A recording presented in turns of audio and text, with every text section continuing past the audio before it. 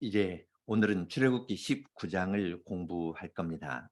출애굽기 19장을 읽을 터인데 처음 보면은 이스라엘 자손이 애굽 땅에서 나올 때 제3월 곧 그때라 했습니다. 3월 새로운 달에니까 3월 1일로 추정합니다. 이들이 1월 15일에 나왔고요. 3월 1일 되었으니까 45일 지나고 3일을 준비합니다. 그러면 이제 하나님께서 말씀하신 것은 49일이니까 77절이 되겠죠. 77절에 하나님께서 이제 이스라엘 백성에게 언약의 말씀을 주십니다. 그것은 77절 하면은 신약에서는 오순절이죠. 오순절에 성령님께서 강림하신 날인데 그날 언약의 말씀을 받는 겁니다. 시간은 그렇고요. 장소는 하나님께서 모세에게 나타나서 시내산에서 가시떨기 가운데 보이면서 이 산에서 나를 섬길 것이라 하였는데 이제는 가시떨기 정도가 아니라 시내산 전체가 화영 가운데 쌓입니다. 그 가운데에서 그들이 하나님께 예배하고 하나님의 말씀을 받는 것이 19장의 배경입니다. 여기서 이제 주목할 점은 나의 언약이라는 말을 하나님께서 하시는 겁니다. 너희가 내 말을 잘 듣고 내 언약을 지키면 말씀하시는데 이스라엘 백성하고 하나님하고 언약을 맺으면 우리 언약이라고 할 만합니다. 너희와 내가 맺은 우리의 언약 그렇게 이야기할 만한데 강조하는 건 나의 언약입니다. 나의 언약이라는 말씀을 하실 이 광경을 생각하면서 앞과 뒤를 함께 보면 나의 언약이라는 말을 더 잘 이해할 수 있습니다. 하나님께서는 언약을 맺기 전에요. 이스라엘 백성을 구원하시려고 10가지 재앙을 보내셨고 홍해에서 애굽의 군대를 치면서 이스라엘 백성을 구원해 주셨습니다. 만나를 주시고요. 무리바에서 거세게 반역하는 그들이지만 그들에게 마실 물도 주셨습니다. 아말렉에서 구원해 주셨습니다. 하나님께서 이스라엘 백성을 구원해 주시고 돌보신다는 것을 잘 보여주셨거든요. 그리고 나의 언약을 맺자 말씀하시는 겁니다. 말하자면 하나님께서 갑자기 나타나서 언약 맺자. 언약 맺었지? 도장 찍어. 우리 이렇게 한다. 하시는 것이 아니라요. 아주 부드럽게 이스라엘 백성들을 구원해 주시고 홍해를 지나면서 새로 창조하신다는 것도 보여주시고 먹을 것, 입을 것 다 주시고 마실 것도 주시고 아말렉에서부터 보호해 주시면서 언약 맺자 하시는 겁니다. 그러면 이스라엘 백성은 어떨까요? 아주 즐거운 마음으로 맺을 겁니다. 나의 언약이라는 말을 생각할 때 우리는 하나님의 사랑을 더 깨닫고 언약의 주도권이 하나님에 있음을 더 깊이 깨닫습니다. 언약을 맺은 다음에 이스라엘 백성의 삶을 생각해 보십시오. 당장 언약을 맺었던 시내산에서 금송아지 만들었습니다. 그리고 광야에서 여전히 하나님을 시험하고 불순종했습니다. 그럼에도 불구하고 하나님께서는 나의 언약을 내가 이루어가겠다 말씀하셨습니다. 이러한 흐름 가운데에서 이제 출애굽기 19장인데요. 1절로 2절 읽겠습니다. 이스라엘 자손이 애굽 땅에서 나올 때부터 제3월 곧 그때에 그들이 시내 광야에 이르니라. 그들이 르비딤을 떠나 시내 광야에 이르러 그 광야에 장막을 치되 산 앞에 장막을 치니라. 이스라엘 백성들이 애굽에서 나온 것은 아까 말씀드린 것처럼 49일째 되는 날 언약의 말씀을 받고 오순절 성신 강림이 바로 이날입니다. 그리고 시내산의 위치는 시내반도 남쪽이라고 전통적으로 알려져 있는데요. 성경에서 이 시간이나 장소를 정확하게 구체적으로 이야기는 안 했습니다. 왜냐하면 잘못하면 거기에 집중할 수 있는데요. 이건 대강 알 수 있고 이야기를 하지만 그것보다 더 중요한 것을 이야기를 하고 있습니다. 이들이 애굽에서 나온 지 3월 1일에 도착했는데요. 시내산을 떠나는 것은 민수기 10장을 보면은 2년 2월 20일입니다. 그러니까 약 1년에서 열흘 부족한 그 날 동안 이제 시내산에 있을 겁니다. 거기 있는 동안에 성막에 관한 규례도 받고 성막을 짓는 일들을 합니다. 성막 세우는 일을 하고 그다음에 떠나는 건데요. 이것이 이제 19장 이것이 민수기 10장까지 읽을 때 이 배경이 지리적인 배경이 됩니다. 이때 하나님께서 하시는 말씀인데요. 19장 3절로 6절입니다. 모세가 하나님 앞에 올라가니 여호와께서 산에서 그를 불러 가라사대 너는 이같이 야곱 족속에게 이르고 이스라엘 자손에게 고하라. 나의 애굽 사람에게 어떻게 행하였음과 내가 어떻게 독수리 날개로 너희를 업어 내게로 인도하였음을 너희가 보았느니라.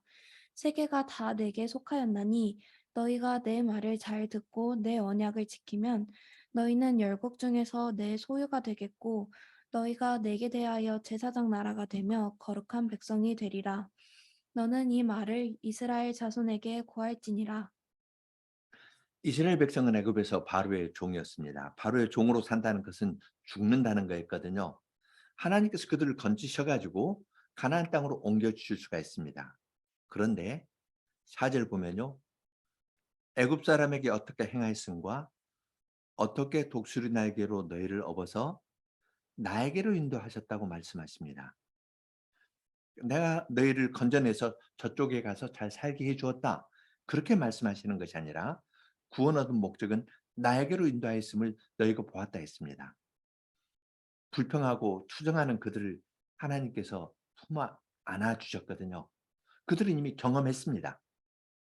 만나의 사건에서 무리바에서 하나님에게 따졌거든요. 마사에서 시험했거든요. 그런데 그걸 하나님께서 다 받아주시면서 사랑을 베풀어 주시는 것을 그들은 느꼈습니다. 하나님에게 인도하는 걸 보았습니다. 이것을 하나님께서 더 분명하게 이야기를 하는데요. 나에게로 인도하였다는 말을 내 말을 잘 듣고 내 언약을 지키면 하나님께서 이루시려는 일이 있는데 그걸 언약의 형태로 이스라엘에게 주십니다. 그러나 이건 내 언약이고 내가 이루겠다고 말씀하시는 겁니다. 내 언약이라는 말을 세 가지로 설명하는데 첫째는 열국 중에서 나의 소유가 된다 했는데 소유라고 번역한 말은 보물이라는 말입니다. 옆에 왕관 그림을 하나 가져왔는데요. 왕관 가운데 보석이 있지 않습니까? 그것이 보물이라는 뜻입니다. 가장 좋은 보물입니다. 가장 아름다운 보석을 왕관 가운데 놓는데요. 너희는 열국 가운데에서 가장 귀하고 아름답다고 하나님께서 말씀하십니다. 그런데 생각해 보십시오. 이스라엘 백성은 애굽에서 종살이하 있습니다. 모세에게 대들었습니다. 홍해에서 우리 광야에서 죽게 하려고 데리고 나왔냐고 따졌던 사람들입니다. 먹을 것, 마실 것 없다고 거세게 저항한 사람들입니다. 그런 하나님께서는 너희는 내 보물이다 말씀하십니다. 아주 놀랍죠? 내가 독수리 날개로 업어서 너희를 날개로 인도했고 너희는 나의 보물이다. 이것이 하나님의 언약입니다. 하나님께서 그 일을 이루시겠다 말씀하십니다. 그러면서 동시에 그들은 하나님에게 제사장 나라가 되고 그래서 제사를 드리면서 하나님께 나아오고 거룩한 백성이 되어서 하나님의 거룩함에 참여하게 된다고 말씀하십니다. 내가 거룩하니 너희도 거룩하라 말씀하신 하나님께서는 이스라엘 백성에게 하나님 그분을 주십니다. 그래서 내가 거룩하니 너희도 거룩하라면서 너희는 거룩한 백성이 된다. 그러면 다른 민족들을 하나님께로 인도하는 제사장 나라의 일도 할 것입니다. 이러한 큰 복을 이스라엘 백성들에게 선언해 주십니다. 이 말을 하나님께서는 이스라엘 백성에게 고하라 하였습니다. 그러면 이스라엘 백성이 어떤 반응을 보일까요? 7절로 9절입니다. 모세가 와서 백성의 장로들을 불러 여호와께서 자기에게 명하신 그 모든 말씀을 그 앞에 진술하니 백성이 일제히 응답하여 가로되 여호와의 명하신 대로 우리가 다 행하리이다. 모세가 백성의 말로 여호와께 회보하매 여호와께서 모세에게 이르시되 내가 빽빽한 구름 가운데서 내게 임함은 내가 너와 말하는 것을 백성으로 듣게 하며 또한 너를 영영히 믿게 하려 함이니라. 모세가 백성의 말로 여호와께 고하였으므로 예. 이제 모세는 내려와 가지고 백성의 장로들을 불러서 하나님께서 자기에게 이야기한 모든 것을 이야기를 합니다. 독수리 날개로 업어서 하나님께로 인도했다는 사실, 하나님께서 나의 언약이라고 말씀하시는 것을 주시면서 너희는 보물이고 제사장 나라고 거룩한 백성으로 삼겠다고 말씀하신 것을 이야기를 합니다. 그러니까 백성들이 8절을 보면 일제히 응답합니다. 여호와의 명하신 대로 우리가 다 행하겠습니다. 내 말을 잘 들으면 이렇게 된다니까요. 이 언약을 그들은 지키겠다면서 여호와의 명하신 대로 우리가 다 행하겠습니다. 그렇게 말을 하면서 이제 하나님과 언약을 맺는 관계로 들어갑니다. 이 말은 지금 출애굽기 19장을 읽었는데요. 24장에 한 번 더 나옵니다. 두 번 더 나옵니다. 24장 3절 7절에서 언약의 책이라 해서요. 십계명을 주시고 십계명을 해설한 이야기가 출애굽기 21, 22, 23장에 기록되어 있는데 24장에서 그것들을 다시 한번 들려주고 기록한 다음에 한번 읽어주고 주었을 때 이스라엘 백성들이 각각 우리가 여호와의 명하신 대로 다 행하겠습니다라고 이야기를 합니다. 그러니까 우리는 19장을 읽을 때 이제 24장까지 기대하면서 함께 읽어가는 겁니다. 그렇게 백성들이 이야기를 하니까 모세는 백성의 말을 가지고 하나님 앞에 나가서 이야기를 합니다. 그러니까 하나님께서 그러면 내가 빽빽한 구름 가운데에서 너에게 임해서 너고 말할 것이다. 그렇게 말하는 것을 백성들이 들을 터인데 그것은 백성들이 너를 믿게 하려 함이라. 하나님의 말씀을 전하는 사역자를 잘 믿고 신뢰해야 하나님의 말씀을 잘 받을 수 있는 것입니다. 그렇기 때문에 모세의 권위를 하나님께서는 그들 앞에서 세워주겠다 말씀하셨습니다. 구름 가운데서 말씀하시지만 동시에 하나님께서 세우신 직분자를 통해서 하나님께서 이 일을 이루어 나가신다는 것을 여기에서도 알려주신 겁니다. 이제 하나님을 만나야 될 텐데요. 어떻게 해야 될까요? 10절부터 15절입니다.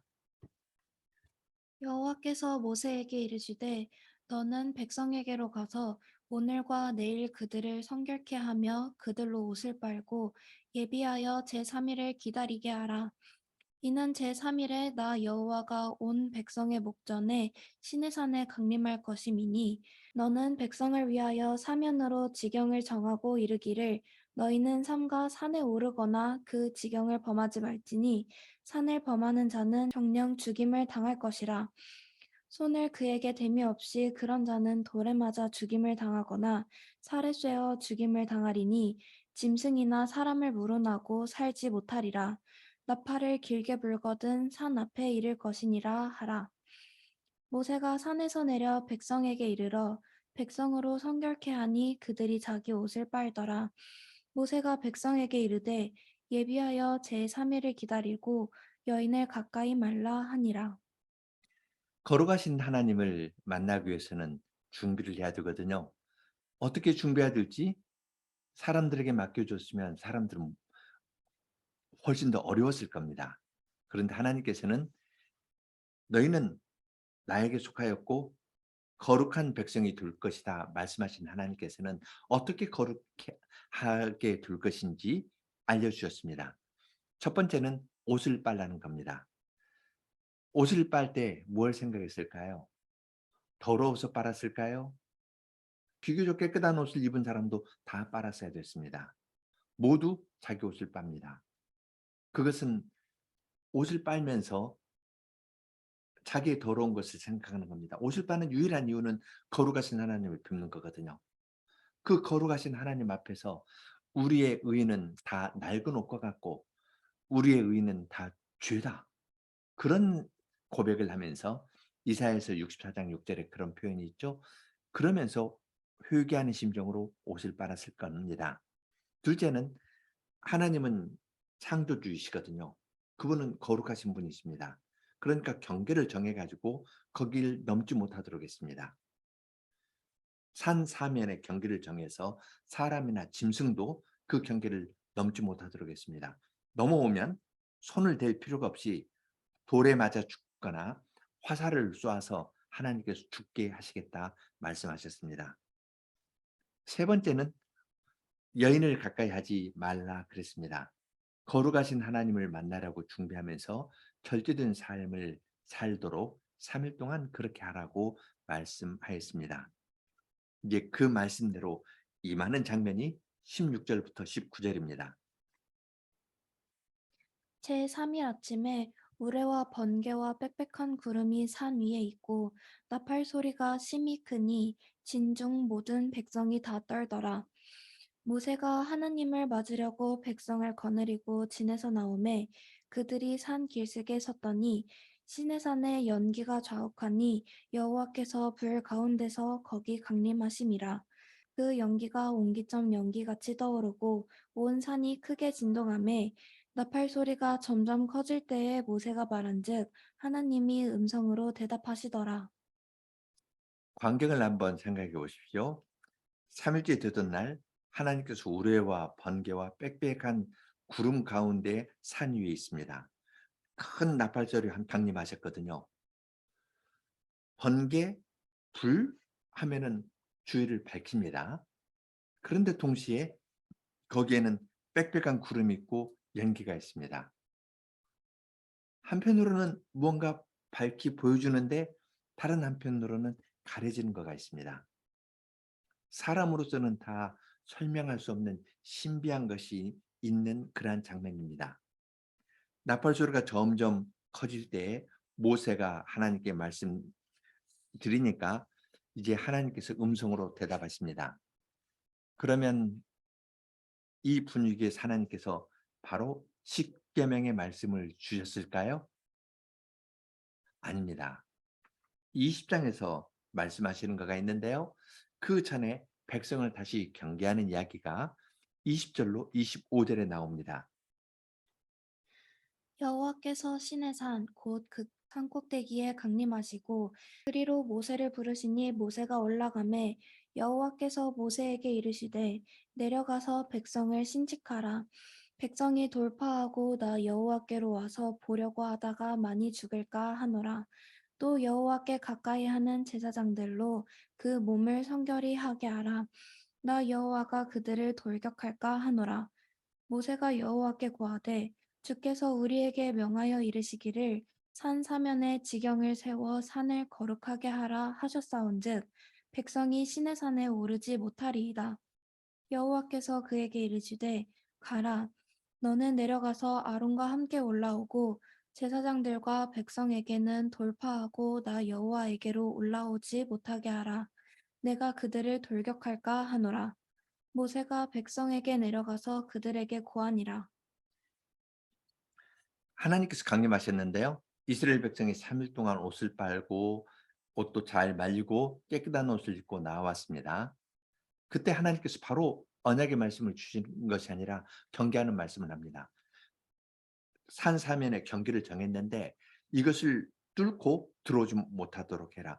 뚫고 들어오면 내가 그들을 치겠다 해서 거룩하신 하나님의 을 앞에서 두려워하고 경계를 넘지 못하도록 엄히 명령하셨습니다.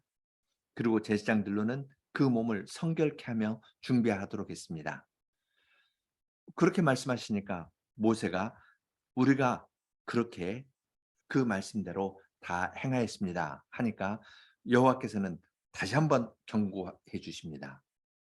하나님의 말씀을 듣기 전에 거룩한 백성이 되려면 하나님의 거룩하심에 참여하려면 그들이 자기의 죄를 회개하고 피조물로서 넘지 않아야 될 경계가 있으니까 그 안에서 살고 또한 자기의 몸을 거룩하게 하면서 하나님께 나오도록 한 것입니다. 그냥 언약 맺었으니까 말씀 주고 지켜라 하시는 것이 아니라 언약을 맺으시는 하나님께서 어떠한 분이신가를 알고 하나님과 교제하도록 이야기하는 것을 우리는 여기에서 볼 수 있습니다. 이제 몇 가지를 생각하려고 하는데요. 첫째는 하나님께서 언약을 맺으실 때 나의 언약이라고 하셨습니다. 우리의 언약이 아닙니다. 그리고 이들은 하나님께서 이렇게 신신당부할 만큼 하나님의 거룩함에 대한 의식도 별로 없는 사람들이거든요. 가르쳐줘도 잘 모릅니다. 그러니까 이야기하고 또 확인하고 제대로 됐는지 한번 다시 살펴보라고 이야기를 하고 그래야 될 존재들이거든요. 그런데 하나님께서는 그러한 자들이 너는 내 보물이다. 가장 왕관이면은 왕관 가운데 있는 가장 큰 보석이라고 이야기를 해주는 겁니다. 하나님께서 그렇게 만들어 가시는 겁니다. 그래서 그들은 거룩한 백성이 되고 하나님의 거룩함에 참여합니다. 그리고 하나님을 섬기면서 다른 민족을 하나님께로 인도하는 일을 합니다. 다른 민족을 하나님께 인도하는 것을 강조하거나 혹은 하나님의 언약의 말씀을 지키는 것을 강조하는 경우들이 있습니다. 언약이니까 언약의 복과 저주가 있고 언약의 말씀을 지켜야 한다 하면서 우리는 사명을 감당해야 된다. 그렇게 이야기하는 경우도 있는데 그건 언약의 한 면입니다. 이 언약은 하나님께서 나의 언약이라고 말씀하시는 거고 부정한 자를 거룩하게 만드는 하나님의 재창조의 사역, 사랑의 사역이 거기에 있는 겁니다. 그 사랑 안에서 거할 때 하나님의 거룩함에도 참여하고 하나님께서 맡겨주신 일도 할 수 있습니다. 언약을 이야기할 때 잘못하면 은혜와 사랑만 강조하기도 하고요. 다른 한 사람은 사명과 책임만 강조하기도 합니다. 이 두 가지 모두 내 중심입니다. 주님의 은혜라고 하면서 그냥 펑 퍼져버리는 사람이 있고요. 그렇지 않고 언약을 지켜야 된다고 힘써 노력해야 된다고 하는 사람이 있습니다. 양극단인데 놓치는 건 하나님입니다. 찾아와서 나에게로 인도하시고 나의 언약을 이루어 나가시는 하나님을 놓치니까 치우치는 겁니다. 하나님께서 나의 언약이라고 말씀하시면서 나의 보물이고 거룩한 백성이고 제사장 나라라 말씀하신 것은 베드로전서 2장 9절에서 신약의 백성들에게 적용됩니다. 베드로전서 2장 9절 오직 너희는 택하신 족속이요 왕 같은 제사장들이요 거룩한 나라요 그의 소유된 백성이니 이는 너희를 어두운 데서 불러내어 그의 기이한 빛에 들어가게 하신 자의 아름다운 덕을 선전하게 하려 하심이라. 이스라엘 백성을 하나님께서 택하신 것처럼 신약의 교회를 택하셨습니다. 삼위 하나님과 연합되도록 택하셨거든요. 택함을 입은 신약의 교회는 왕 같은 제사장이고 거룩한 나라고 하나님의 소유된 백성입니다. 그래서 하나님과 교류하면서 우리를 어두운 데서 기이한 빛에 들어가게 하신 그분의 아름다운 복음의 능력을 다른 사람에게 나타내면서 살도록 하려 했다고 이야기를 합니다. 요한계시록 1장 5절도 같은 말을 사용합니다.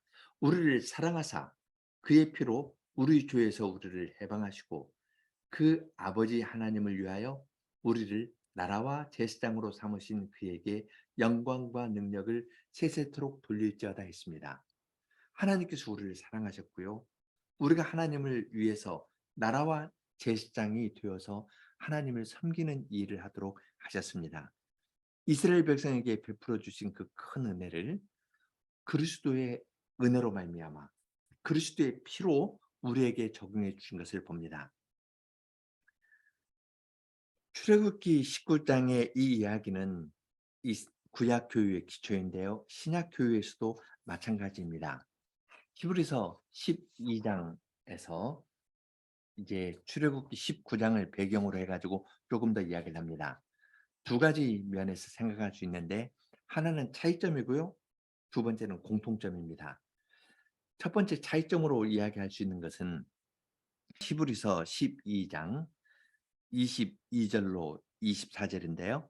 그러나 너희가 이룬 곳은 시온산과 살아계신 하나님의 도성인 하늘의 예루살렘과 천만 천사와 하늘에 기록한 장자들의 총회와 교회와 만민의 심판자이신 하나님과 및 온전케 된 의인의 영들과 새 언약의 중보이신 예수와 및 아벨의 피보다 더 낮게 말하는 뿌림핀이라 이야기를 하였습니다.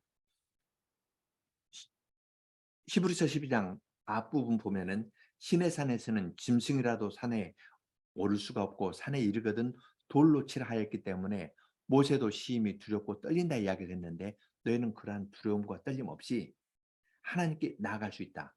예수 그리스도의 피로 말미암아 하나님께 나아갈 수 있다는 점에서 구약과 신약의 차이점을 이야기를 했습니다. 신약 백성이 누리는 큰 복을 이야기를 한 겁니다. 그렇지만 동시에 공통점이 있습니다. 하나님을 경외하는 데에 있어서는 똑같습니다. 신의 산에서는 땅이 흔들렸거든요.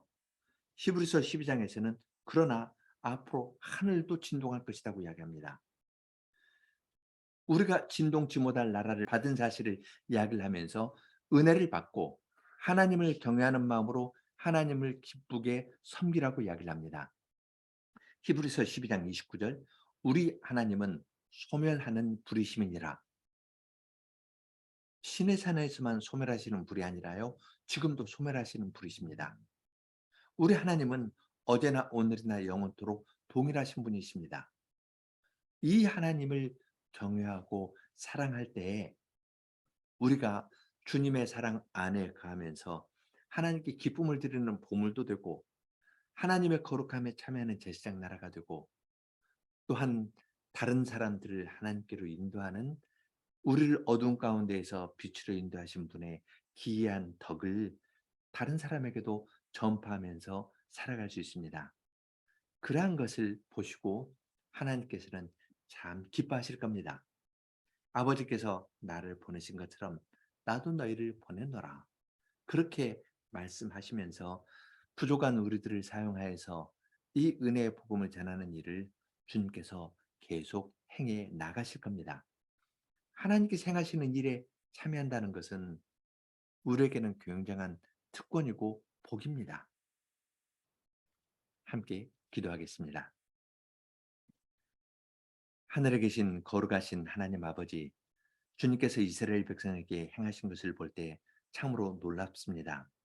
그들이 바로의 종살이를 하고 있었고 조금 어려움만 있어도 불평하고 하나님께 대들고 자기의 권리를 주장하던 자들이었는데 주님께서는 그러한 자들에게 사랑을 베풀어 주시면서 나와 함께 언약을 맺자 하며 언약으로 인도하여 주셨습니다. 그러한 그처럼 강압적으로 언약을 맺으시는 것이 아니라 사랑을 보이면서 마음에서부터 하나님의 사랑을 깨닫고 우리가 여호와의 모든 계명을 지켜 행하겠습니다 하고 일제히 다짐하면서 나올 수 있을 만큼 그들의 마음에 정다히 말씀하시고 사랑을 깨우쳐 주신 다음에 언약을 맺으셨습니다. 그러한 은혜를 주님께서 저희들에게도 베풀어 주시오니 저희로 하여금 하나님의 사랑을 깨닫고 은혜를 귀하게 여기면서 받게 하여 주시옵소서. 주님께서는 언약을 맺으실 때 경계를 정하시고 이것은 넘지 말라 하셨습니다. 주님께서 가까이 오셔서 사랑을 베풀어